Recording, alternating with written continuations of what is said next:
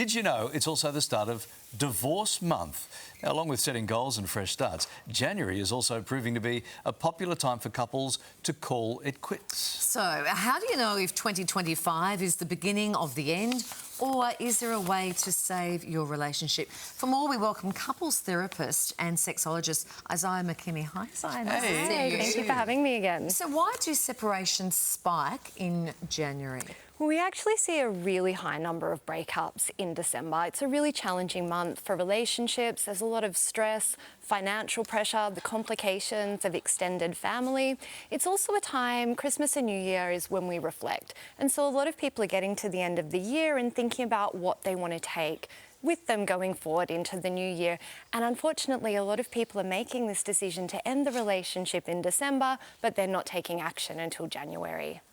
OK, but surely it can't just be the silly season. There must be underlying issues and it all just bubbles up, right? Absolutely. Look, we know that it takes couples on average 7 years from when they first start experiencing challenges until when they reach out for help and do something. So often these problems have been going on for a really long time. Right. 7 years, so like festering away for 7 years. Absolutely.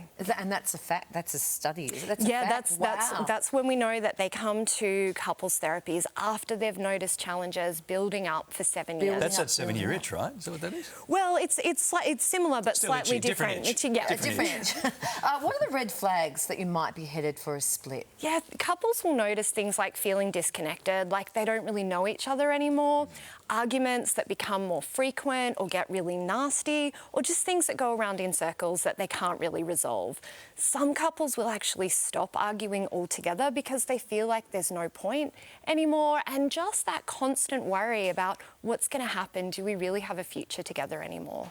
Yeah, and what happens if you decide you do? Where do you start? How do you start to revive the relationship? So by working together, you can absolutely take steps to improve things. And there's 3 key areas we always want to work on in a relationship. Building connection first. So that's becoming good friends again, having fun together, spending time together. We then want to improve communication. So we get better at arguing, build more understanding, and we also want to work on that sexual intimacy component because it's an important part of how couples bond. OK, but if there's problems, and the problems have been brewing for 7 years, trying to get back to that place of connection or communication or sexual innocence might be hard. It's absolutely hard. It does take work, and I think that's where it takes really both people being willing to work on the relationship and try to make things better. And I've certainly seen couples who've already made the decision to separate, decide to work on it, and then actually come back and have a happier relationship than they ever have before. So even though it's challenging and even though it will take time, I really want couples to know that it is possible. Is there a set of questions? Is there a test that either as an individual or a couple you can do and go, this is worth working on or this is broken? How do we get to that I've seen point? that in like Cosmopolitan magazine sometimes. Oh, I missed that one. I missed that particular... Pros, cons. Yeah. Yeah, it's sort of like a pros and cons. Look, it's such a big decision for anyone to make, and this is going to take time, but I think some of the things that people should ask themselves are, do we both still want to work on this? Because if both people are willing to give it a go, the relationship has a chance. Do we still respect each other? So where there's respect, there's the ability to work on it together. And have we really tried everything? Have we sought help? Have we been to couples therapy? Because we know that in many cases it has a very high success rate.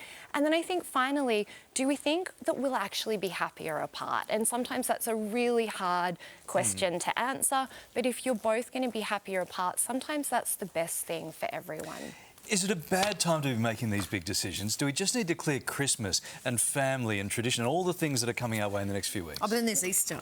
And then Valentine's Day in the middle. That's right. You don't want to break up before Valentine's Day. Look, I think this is never an easy decision for anyone to make. But getting help, being willing to talk things through, and then giving it a go before you decide, actually, you know, we either can or can't improve this. OK, good advice. Thank you so much. Thank you so much. And as we always say here on the morning show, nothing says I love you like a pulse charger.